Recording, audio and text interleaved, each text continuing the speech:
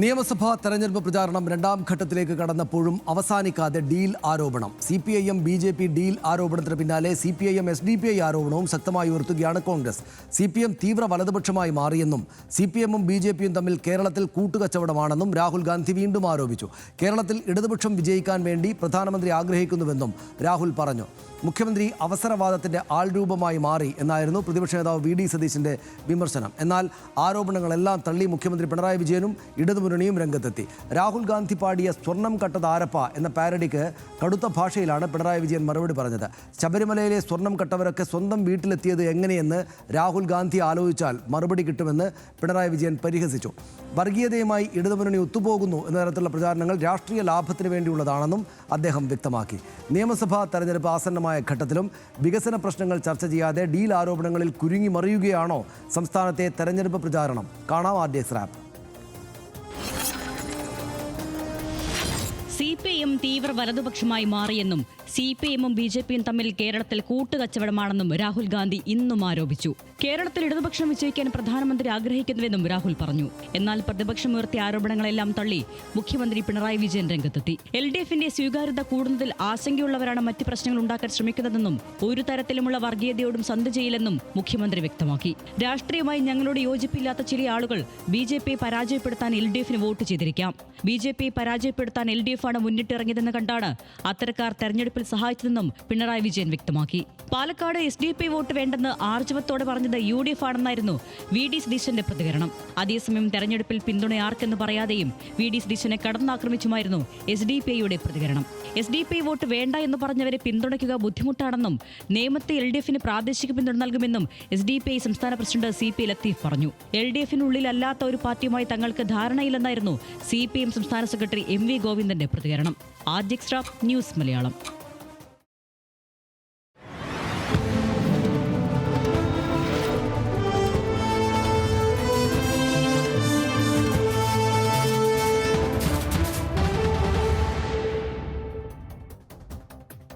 കേരളത്തിൽ CPIM BJP കൂട്ടുകച്ചവടം എന്ന ആരോപണം വീണ്ടും കടുപ്പിച്ച് രാഹുൽ ഗാന്ധി. പിണറായി ജയിലിൽ പോകാതിരിക്കാൻ ഒത്താശ ചെയ്യുന്നത് നരേന്ദ്രമോദിയാണെന്നും പിണറായിയുടെ മകളെ മോദി സംരക്ഷിക്കുന്നുവെന്നുമാണ് അദ്ദേഹത്തിന്റെ ആരോപണം. ശബരിമല സ്വർണ്ണക്കൊള്ള മോദിയും മോദി വിരുദ്ധത പിണറായിയും മിണ്ടുന്നില്ല. ട്രംപ് മോദിയെ നിയന്ത്രിക്കുന്നത് പോലെ മോദി കേരള മുഖ്യമന്ത്രിയെ നിയന്ത്രിക്കുന്നുവെന്നും രാഹുൽ ഗാന്ധി വിമർശിച്ചു. Donald Trump controls Narendra Modi. Narendra Modi controls the Chief Minister of Kerala. Chief Minister of Kerala knows that Narendra Modi is not acting on his cases. Chief Minister of Kerala knows that Narendra Modi has the key to putting the Chief Minister in jail right now. CPM leaders stole gold from Sabarimala temple, replaced it with brass. No action has been taken against them. And the so-called defender of Hinduism comes to Kerala and says nothing about Sabarimala. മുഖ്യമന്ത്രിയെയും ഇടത് സർക്കാരിനെയും കടന്നാക്രമിച്ച് KC വേണുഗോപാലും AK ആന്റണിയും ഇന്ന് രംഗത്ത് വന്നു. രാഹുൽ ഗാന്ധിയുടെ ചോദ്യത്തിന് ഉത്തരം പറയാതെ പിണറായി വിജയന് പോകാനാവില്ലെന്നും ഏറ്റവും കൂടുതൽ അഴിമതി നടത്തിയ മുഖ്യമന്ത്രിയാണ് പിണറായി എന്നും KC വേണുഗോപാൽ പറഞ്ഞു. പിണറായി നരേന്ദ്രമോദിയുടെ അനുജൻ എന്നായിരുന്നു AK ആന്റണിയുടെ പ്രതികരണം. സ്വർണം കട്ടത് ആരപ്പ? ഇന്നലെ രാഹുൽ ഗാന്ധി പിണറായി വിജയനോട് ചോദിച്ച ചോദ്യമാണ്. ആ ചോദ്യത്തിന് ഉത്തരം പറയാതെ തടിതപ്പി പോകാൻ പിണറായി വിജയന് സാധിക്കില്ല എന്നുള്ള കാര്യമാണ് ഈ തെരഞ്ഞെടുപ്പിൽ ഞങ്ങൾ ഉന്നയിക്കുന്നത്. ഇന്ന് ഇന്ത്യയിലെ മുഖ്യമന്ത്രിമാരിൽ അപ്പോയിൻമെന്റ് ചോദിച്ചാൽ അവിടെ അപ്പോയിൻമെന്റ് കിട്ടുന്ന ഒരേ ഒരു മുഖ്യമന്ത്രി കേരള മുഖ്യമന്ത്രി മാത്രമാണ്. പ്രധാനമന്ത്രിയുടെ ഓഫീസിൽ ഏറ്റവും ഊഷ്മളമായ സ്വീകരണം കിട്ടുന്ന മുഖ്യമന്ത്രി കേരള മുഖ്യമന്ത്രിയാണ്. അതിൻ്റെ അർത്ഥം എന്താണ്? മോദിക്കും അമിത്ഷായ്ക്കും ഏറ്റവും പ്രിയങ്കരൻ കേരള മുഖ്യമന്ത്രിയാണ്. അതേസമയം ശബരിമല സ്വർണ്ണക്കൊള്ളയിൽ രാഹുൽ ഗാന്ധിക്ക് മറുപടിയുമായി മുഖ്യമന്ത്രിയും ഇന്ന് രംഗത്ത് വന്നു. രാഹുൽ ഗാന്ധിക്ക് ജനങ്ങൾ തന്നെ മറുപടി നൽകി എന്ന് അദ്ദേഹം പറഞ്ഞു. സ്വർണം കട്ടവർ സ്വന്തം വീട്ടിൽ എങ്ങനെ എത്തിയെന്ന് രാഹുൽ ഗാന്ധിയോട് മുഖ്യമന്ത്രിയുടെ ചോദ്യം. പാരഡി പാട്ട് പാടിയപ്പോൾ അടൂർ പ്രകാശ് ഉൾപ്പെടെ ഉള്ളവരുടെ ചങ്കെടുപ്പ് കൂടി കാണുമെന്നും പിണറായി വിജയൻ പരിഹസിച്ചു. എങ്ങനെയാണ് ഈ കട്ടവരൊക്കെ സ്വന്തം വീട്ടിലെത്താനിടയായതെന്ന് ആലോചിച്ചാൽ അതിനുള്ള മറുപടിയായല്ലോ. ഞങ്ങൾക്ക് അങ്ങനെയുള്ള തകരാറുകളൊന്നും ഇല്ലല്ലോ അക്കാര്യത്തിൽ. അത് ഞാൻ തന്നെ പിന്നെ കൂടുതൽ പറയേണ്ടതില്ലല്ലോ. പാരഡി പാടിയ രാഹുൽ ഗാന്ധിക്കെതിരെ മറുപാരഡിയുമായി ബൃന്ദ കാരാട്ട് വന്നു. പോറ്റിയെ സോണിയാഗാന്ധിയെ കാണിച്ചത് ആരപ്പ എന്ന പാട്ട് പാടി ആണ് രാഹുലിന് മറുപടി നൽകിയത്. UDF-ഉം BJP-യും ചക്കിക്കൊത്ത ചങ്കരന്മാരാണെന്നും മോദിയെപ്പോലെ നുണപ്രചാരണ തന്ത്രമാണ് പ്രതിപക്ഷവും കേരളത്തിൽ ഉപയോഗിക്കുന്നതെന്നും ബൃന്ദ കാരാട്ട് ആരോപിച്ചു.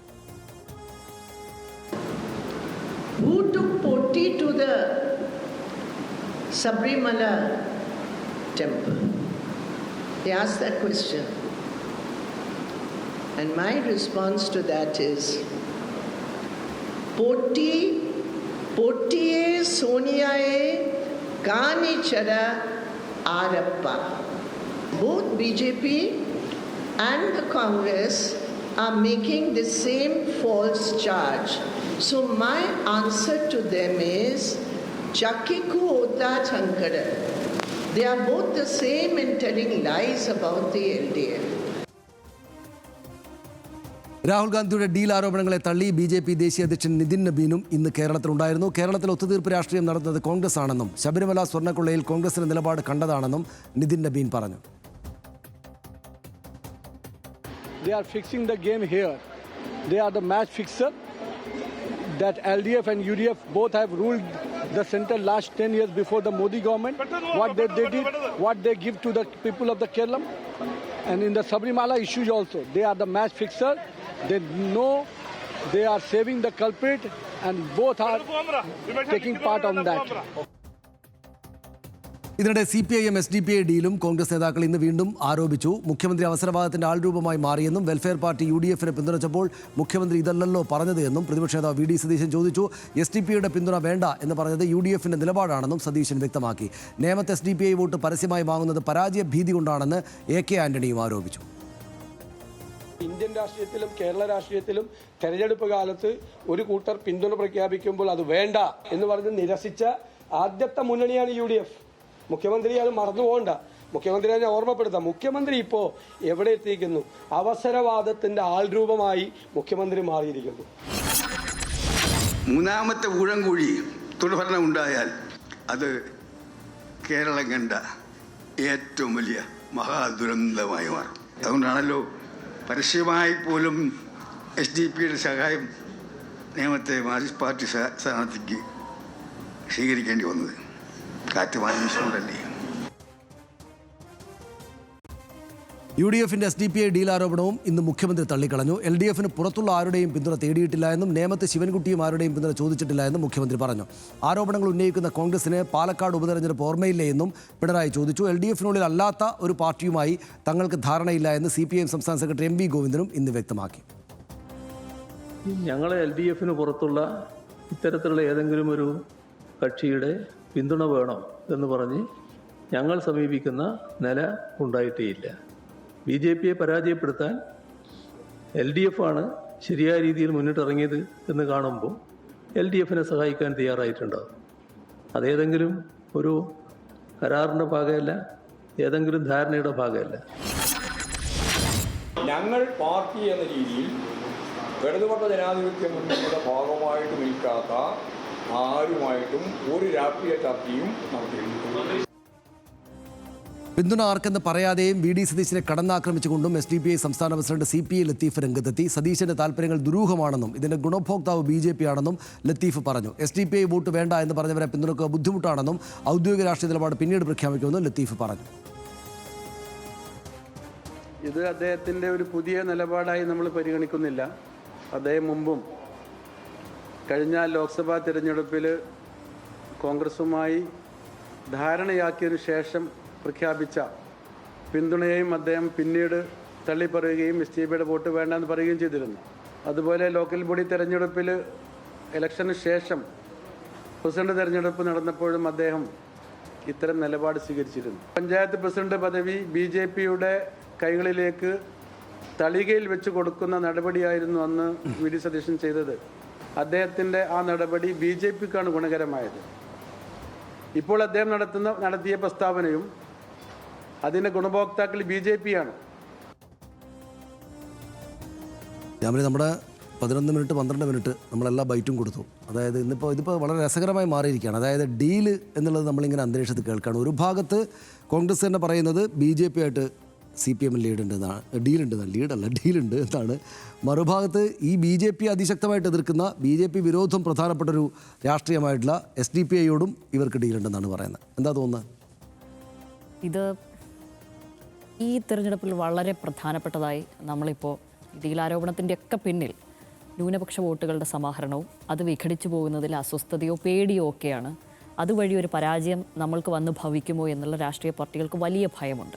ഇതിൻ്റെ ഭാഗമായിട്ടാണ് അതിനെ മേക്കപ്പ് ചെയ്യാനും പരാജയഭീതിക്ക് തൊട്ട് മുമ്പായി എടുത്തിരുന്ന ഡീലാരോപണം പെടുമോ എന്ന് ഭയന്നുകൊണ്ടുള്ള ഒരു പരിചയമായി എടുക്കുന്ന ഡീലാരോപണം. അതല്ലാതെ ഈ വോട്ടുകൾ വിഘടിച്ചു പോയാൽ വലിയ പ്രശ്നമാകുമെന്നുള്ള തോന്നലിൽ മറ്റാരെങ്കിലുമായി അതിനെ കൂട്ടിക്കെട്ടിക്കൊണ്ട് ആ രീതിയിലും സംസാരിക്കുന്നു. ഇങ്ങനെയാണ് ഇതിൻ്റെ ഒരു പൊതുരൂപം. ഇതിൻ്റെ ഏറ്റവും ആധാരം ന്യൂനപക്ഷ വോട്ടുകളാണ്. അത് നഷ്ടപ്പെടുമോ ഇല്ലയോ, അല്ലെങ്കിൽ അത് വരുമോ, വന്നു ചേരാൻ എന്ത് ചെയ്യാം, ഇതിൻ്റെ ബേസിൽ നിന്ന് കൊണ്ടാണ് ഈ ആരോപണ പ്രത്യാരോപണങ്ങൾ, വാക്പോരുകൾ എല്ലാം ഉണ്ടാകുന്നതെന്നാണ് എനിക്ക് തോന്നുന്നത്. ഒരു തിരഞ്ഞെടുപ്പ് കാലത്ത് ആരുടെയെങ്കിലും വോട്ട് വേണ്ടാന്ന് വെക്കണമെന്ന് ഒരു മുന്നണിയും ചിലപ്പോൾ ഉള്ളാലെ ആഗ്രഹിക്കുന്നുണ്ടാവില്ല. പക്ഷേ ഈ ഘട്ടത്തിൽ SDPയുടെ വോട്ട് VD സതീശൻ UDF പറയുന്നു UDF വേണ്ട എന്ന് വെച്ചിട്ടുണ്ട് എന്നുള്ളത്. പക്ഷേ ജമാഅത്തെ ഇസ്ലാമിയുമായുള്ള ഇവരുടെ സഖ്യമോ അവരോടുള്ള അനുഭാവമോ അവരുടെ വോട്ട് വേണ്ട എന്ന് വെച്ചോ എന്നുള്ള കാര്യത്തിലൊന്നും നിലവിൽ UDF അക്കാര്യത്തിലൊന്നും ഒരു വ്യക്തത വരുത്തിയിട്ടില്ല. പറയുമ്പോൾ സമാനമായ സ്വഭാവത്തിലുള്ള രണ്ട് സംഘടനകൾ തന്നെയാണല്ലോ ഇവരും, ഏറെക്കുറെ സമാനമായ ഇതിലുള്ളത്. അപ്പോൾ ഞാൻ ആലോചിക്കുന്നത് ഈ SDPIയുമായുള്ള ഡീൽ ആരോപിക്കുമ്പോൾ, CPM SDPI ഡീൽ ആരോപിക്കുമ്പോൾ അവർക്കൊരു തിരഞ്ഞെടുപ്പിൻ്റെ ട്രെൻഡ് നിശ്ചയിക്കാനാകുമോ, അല്ലെങ്കിൽ ഒരു തിരഞ്ഞെടുപ്പിൻ്റെ ഗതി നിർണ്ണയിക്കാൻ അവർക്ക് പറ്റുമോ, ഒരു മണ്ഡലത്തിൽ വിജയിക്കാനുള്ള ഒരു ഘടകമായി ഇവരെ കൂടെ പരിഗണിച്ച് വന്നു കഴിഞ്ഞാൽ മാത്രമേ ഒരു മുന്നണിക്ക് പറ്റുമോ എന്നുള്ളതാണ് പരിശോധിക്കുന്നത്.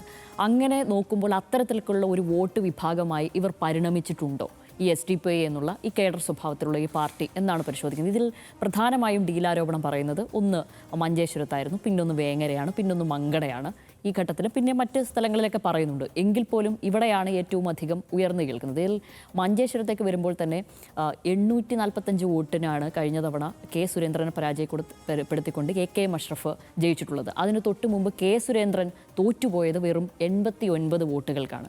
ഈ മണ്ഡലത്തിൽ SDPI പറയുന്നത് അവർക്ക് 7000 വോട്ട് ഉണ്ട്. ഈ സ്ഥലത്ത് 7000 വോട്ടുകളുണ്ട്. ഈ കഴിഞ്ഞ തദ്ദേശ തെരഞ്ഞെടുപ്പിൽ അവർ മഞ്ചേശ്വരം പഞ്ചായത്തിൽ 13 ഇടങ്ങളിൽ മത്സരിച്ച് 2 ഇടത്ത് ജയിക്കുകയും ചെയ്തു. ആ തദ്ദേശ തെരഞ്ഞെടുപ്പിൽ അവർ സമാഹരിച്ചിരിക്കുന്നത് 3617 വോട്ടുകളാണ്. സത്യത്തിൽ ഇവിടെ ഒരു SDPI സ്ഥാനാർത്ഥി വന്നു കഴിഞ്ഞാൽ പ്രത്യക്ഷത്തിൽ അത് ആരെ ബാധിക്കും എന്നാണ് നമുക്ക് തോന്നുന്നത്.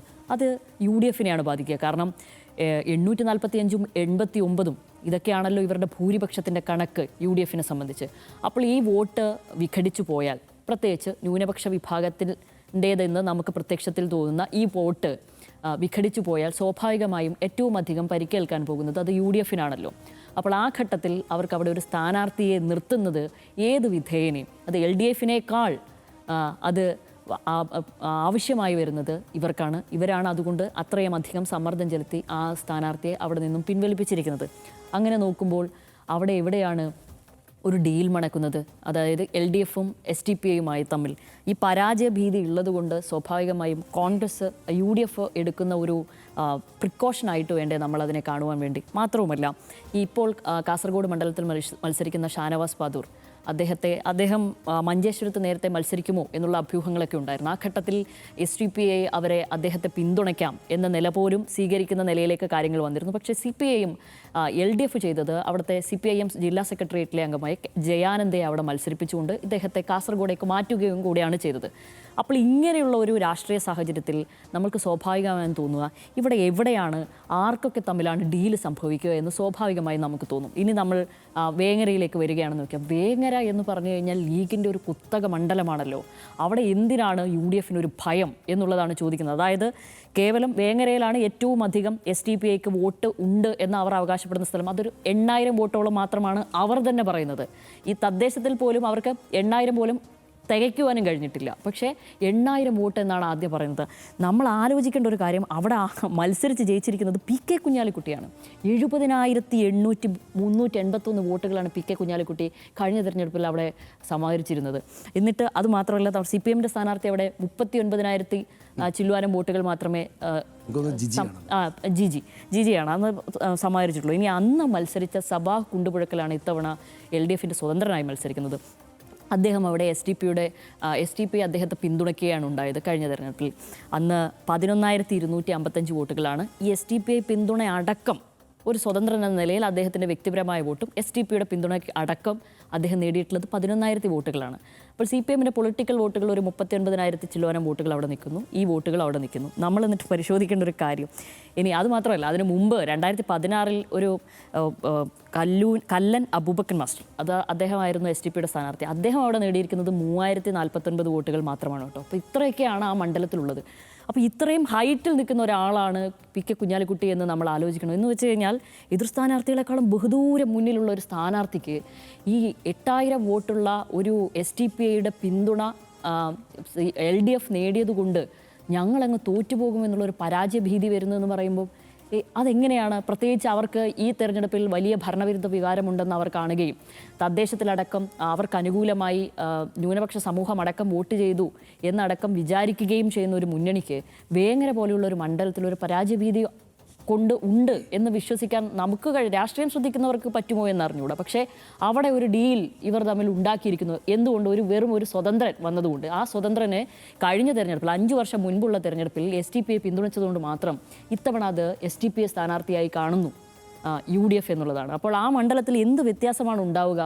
ഇനി ഇത്തവണ ആ LDF പൊളിറ്റിക്കൽ വോട്ടും ഈ 8,000 വോട്ട് STPയുടെയും ഇനി അദ്ദേഹം സ്വതന്ത്രമായി സമാഹരിക്കുന്ന ഒരു വോട്ടും കൂടെ കൂട്ടിയാൽ പോലും അതിൻ്റെ 7 അയലത്ത് എത്തുമോ എന്നുള്ളതിനെ നമ്മൾ ആലോചിക്കണ്ടേ. മങ്കടയിലും സമാന സ്ഥിതി.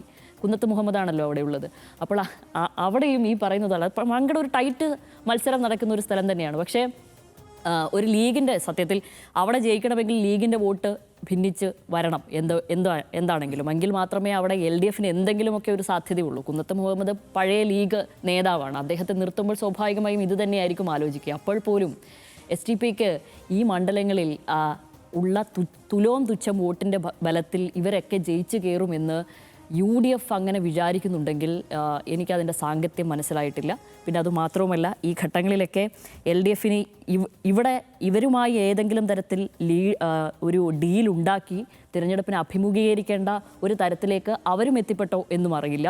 അതുമാത്രവുമല്ല, സത്യത്തിൽ അഭിമന്യു വിഷയത്തിലടക്കം വളരെ വൈകാരികമായി ഈ വിഷയങ്ങളെ കാണുന്ന CPIM LDF ഒരു തിരഞ്ഞെടുപ്പിലേക്ക് വരുമ്പോൾ ഇവരുമായി ഒരു ധാരണയോ ചർച്ചയോ ചെയ്ത് ഒരു ധാരണയുണ്ടാക്കി ഒരു ഡീലുണ്ടാക്കി ഒരു തിരഞ്ഞെടുപ്പിനെ അഭിമുഖീകരിക്കുമെന്ന് എനിക്ക് തോന്നുന്നുമില്ല.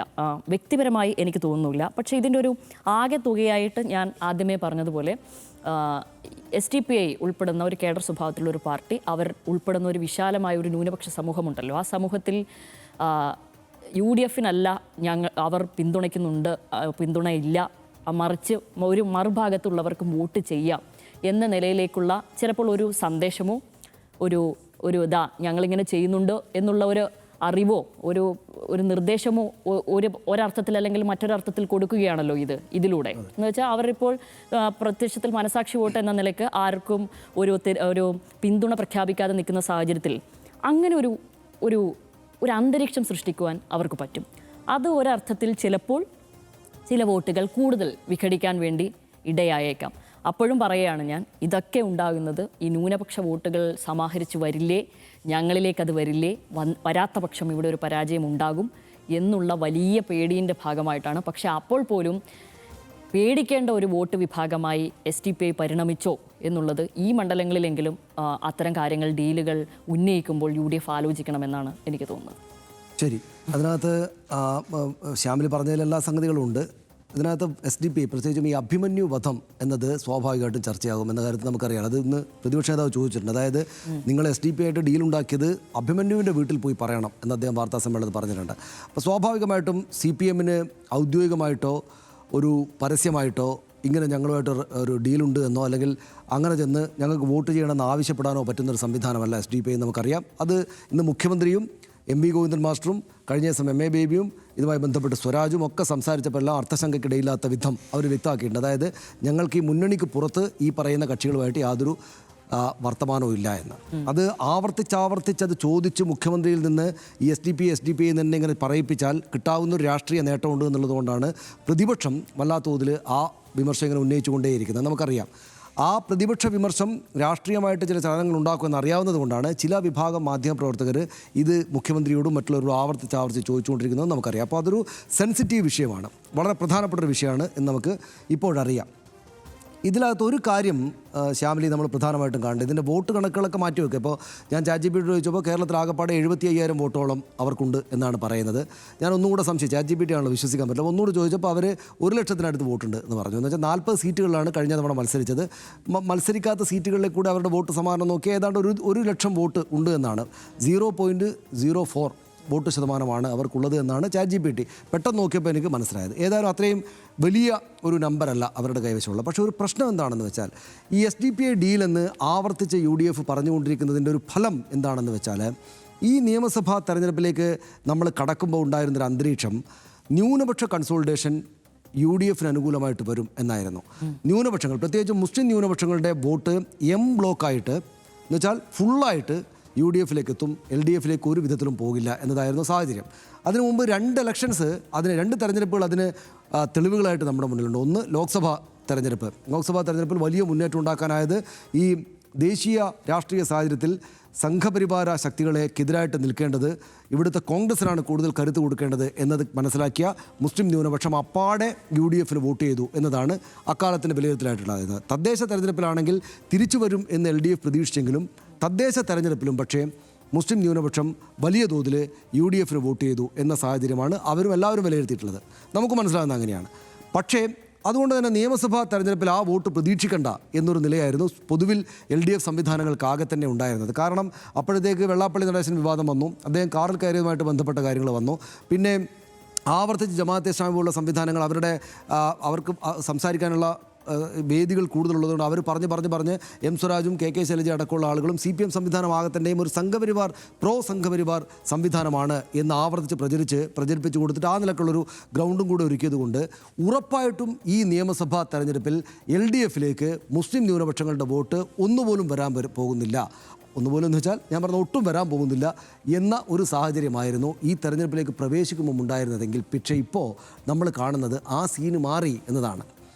നമുക്കറിയാം നമ്മുടെ നാട്ടിലെ മുസ്ലിം വോട്ടർമാരുടെ, അതായത് മുസ്ലിം എന്ന് ഐഡൻറ്റിഫൈ ചെയ്യുന്ന മറ്റ് രാഷ്ട്രീയ പാർട്ടികളിലുള്ള ആളുകളല്ലാത്ത ഒരു മുസ്ലിം സാമുദായിക രാഷ്ട്രീയത്തിൻ്റെ പതാകവാഹകർ എക്കാലത്തും മുസ്ലിം ലീഗായിരുന്നു. മുസ്ലിം ലീഗാണല്ലോ ഏറ്റവും കൂടുതൽ വോട്ട് ഉള്ള, എവിടെ ആരെ നിർത്തിയാലും അവരുടെ ശക്തി കേന്ദ്രങ്ങൾ വിജയിപ്പിക്കാൻ മാത്രം ശേഷിയുള്ള ആളുകൾ അവരാണ്. അതിന് പുറത്തേക്കൊരു രാഷ്ട്രീയ സംഘടന എന്നുള്ളത് ഏറെക്കുറെ അസാധ്യം എന്ന നിലക്കായിരുന്നെങ്കിൽ അത് കുറേ കാലമായിട്ട് മാറിയിട്ടുണ്ട്. ഇപ്പോൾ വെൽഫെയർ പാർട്ടി ജമാഅത്തെ ഇസ്ലാമിയുടെ പിന്തുണയോടെ വരുന്നു. പിന്നെ പണ്ട് PDP ഉണ്ടായിരുന്നു, ഇപ്പോൾ ആണെങ്കിൽ SDP സംവിധാനമായിട്ട് വരുന്നു. അപ്പോൾ ഇത് ചെറിയ വോട്ട് ശതമാനമേ ഉള്ളൂവെങ്കിലും ഇവർ കേഡർ സംവിധാനങ്ങളാണ്. ജമാഅത്തെ ഇസ്ലാമിയുടെ സംവിധാനം പറഞ്ഞാൽ അവിടേക്ക് വോട്ട് വീഴും ഒരു വലിയ അളവോളം. വെൽഫെയർ പാർട്ടിക്ക് SDP കാര്യം എന്ന് വെച്ചാൽ പറഞ്ഞെടുത്ത് വോട്ട് വരുന്ന സ്ഥലമാണ്. വെൽഫെയർ പാർട്ടിയേക്കാൾ വോട്ടുണ്ട് SDP നമ്മൾ ഓർക്കണം. അതായത് ഞാൻ പറയാൻ വന്നതെന്ന് വെച്ചാൽ ഈ നിയമസഭാ തെരഞ്ഞെടുപ്പിലുണ്ടായിരുന്ന ഏറ്റവും പ്രമുഖമായിട്ടുള്ള ഒരു നറേറ്റീവിൻ്റെ വൻമരം വീണു. അതായത് മുസ്ലിം ന്യൂനപക്ഷങ്ങൾ അപ്പാടെ UDFിലേക്കാണ് വോട്ട് ചെയ്യുക എന്നതിനെ സ്പ്ലിറ്റ് ചെയ്ത് കളഞ്ഞു SDP. അതായത് SDP ചെറിയ സംവിധാനമാണ്, പക്ഷേ SDP പറഞ്ഞാൽ വോട്ട് ചെയ്യും. ഇന്നത്തെ CP ലത്തീഫിൻ്റെ വാർത്താ സമ്മേളനത്തിൽ അദ്ദേഹം ഈ LDFന് വോട്ട് ചെയ്യുമെന്ന് പ്രഖ്യാപിച്ചിട്ടില്ല.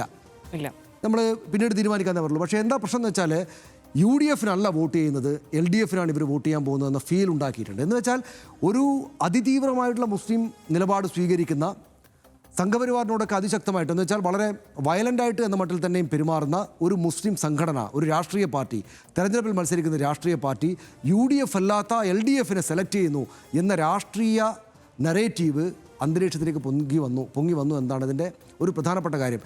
അപ്പോൾ എന്താ സംഭവിക്കുക വെച്ചാൽ SDP മാത്രമായിരിക്കില്ല അവർക്ക് വോട്ട് ചെയ്യുക, അവിടെ സ്പ്ലിറ്റായി കഴിഞ്ഞു. അതായത് നമ്മൾക്ക് വോട്ട് ചെയ്യാവുന്ന നിലയുണ്ട് LDFന് എന്നതും അന്തരീക്ഷത്തിൽ സ്ഥാപിക്കപ്പെടുകയാണ്. ഇത് എത്ര ചെറിയ രാഷ്ട്രീയ പാർട്ടിയാണെങ്കിലും ഒറ്റ ബ്ലോക്കായിട്ട് സമസ്ത, സുന്നി, മുജാഹിദുകൾ, ജമാഅത്തെ ഇസ്ലാമി, SDPI എന്നിങ്ങനെ എല്ലാവരും UDFനൊപ്പമാണ് എന്ന നറേറ്റീവിനെ ഇവർ പൊളിച്ചു കളഞ്ഞു എന്നുള്ളതാണ് ഇതിൻ്റെ രാഷ്ട്രീയമായിട്ടുള്ള പ്രാധാന്യം. ഈ വോട്ടപ്പാടെ വീഴുമോ LDF അതുകൊണ്ട് വിജയിക്കുമോ? ഇതൊന്നുമല്ല ഞാൻ പറയുന്നത്. അതായത് പക്ഷേ നമ്മൾ തൊട്ട് മുമ്പ് വരെ ഉണ്ടായിരുന്ന ഒരു നരേറ്റീവിനെ പൊളിച്ചു കളഞ്ഞു. ആ നരേറ്റീവ് പൊളിക്കലായിരിക്കണം ഒരുപക്ഷേ ഇക്കാര്യത്തിൽ ഇതിനെ നിഷേധിക്കാതെ CPM ഉം LDF ഉം ചെയ്യുന്നതെന്നാണ് ഞാൻ വിചാരിക്കുന്നത്. എന്തുകൊണ്ടാണ് 2 വോട്ടുകൾക്ക് വേണ്ടി ഞങ്ങളുടെ രാഷ്ട്രീയ നിലപാട് മാറ്റുന്നതല്ല? SDP ഒരു വർഗീയ പാർട്ടിയാണ്, ജമാഅത്തെ ഇസ്ലാമി ഒരു വർഗീയ പാർട്ടിയാണെന്ന പോലെ തന്നെ SDP ഒരു വർഗീയ പാർട്ടിയാണ്. ഭൂരിപക്ഷ വർഗീയതയുടെ RSS എന്ന പോലെ തന്നെ ന്യൂനപക്ഷ വർഗീയയുടെ SDP ഞങ്ങൾ എതിർക്കുകയാണ്. ഞങ്ങൾക്ക് അവരുടെ വോട്ട് വേണ്ട എന്ന് എന്തുകൊണ്ടാണ് ഇവർ പറയാത്തത്? ഇവർ പറയാത്തത് CPM-ൻ്റെ മുഖ്യമന്ത്രിയും സംസ്ഥാന സെക്രട്ടറിയും പറയാത്തത് എന്താണ്? തെരഞ്ഞെടുപ്പ് വേദിയിൽ ഇതാണ് തന്ത്രം. അവർ ഇങ്ങനെ ഉണ്ടായിരുന്ന നരേറ്റീവിനെ പൊളിച്ചിട്ട് ആ വോട്ടിങ്ങോട്ട് വരികയാണെങ്കിൽ വരട്ടെ. ചില മണ്ഡലങ്ങളിൽ 2000-3000 വെച്ചിട്ട് ഇങ്ങനെ ചെതറിക്കിടക്കുകയാണ് ഈ വോട്ടുകൾ. ആ വോട്ടിങ്ങോട്ട് വരട്ടെ എന്ന് മാത്രമല്ല, ഈ വോട്ട് ന്യൂനപക്ഷ വോട്ടുകൾ ഞങ്ങൾക്ക് അനുകൂലമായിട്ടും സമാഹരിക്കപ്പെടും എന്നൊരു പൊതു നരേറ്റീവിനെ പുറത്തേക്ക് തുറന്നുവിടാൻ കൂടി ഇവർക്ക് സാധിച്ചു എന്നുള്ളതാണ് ഇതിൻ്റെ ഒരു പ്രധാനപ്പെട്ട കാര്യം എന്നാണ് എനിക്ക് തോന്നുന്നത്. നമുക്ക് അവസാനിപ്പിക്കാം. RSS BJP ഡീൽ ആരോപണത്തിന് ശേഷം SDPI ഡീൽ ആരോപണവും പ്രതിപക്ഷം ആളിക്കത്തിക്കുകയാണ്. എന്നാൽ വിഷയത്തെ UDF-നെതിരെ തന്നെ തിരിക്കാൻ LDF നേതാക്കൾ ശ്രമിക്കുന്നതാണ് നാം കണ്ടുകൊണ്ടിരിക്കുന്നത്. ഇന്നലെ പൊതുവേദിയിൽ പാരഡി ഗാനം വീണ്ടും ഉയർത്തിയതോടെ സ്വന്തം കുടുംബത്തെ തന്നെ വിഷയത്തിലേക്ക് വലിച്ചെടുക്കാനുള്ള വടി രാഹുൽ ഗാന്ധി ഇടതുപക്ഷത്തിന് നൽകിയെന്നതിൽ തർക്കമില്ല.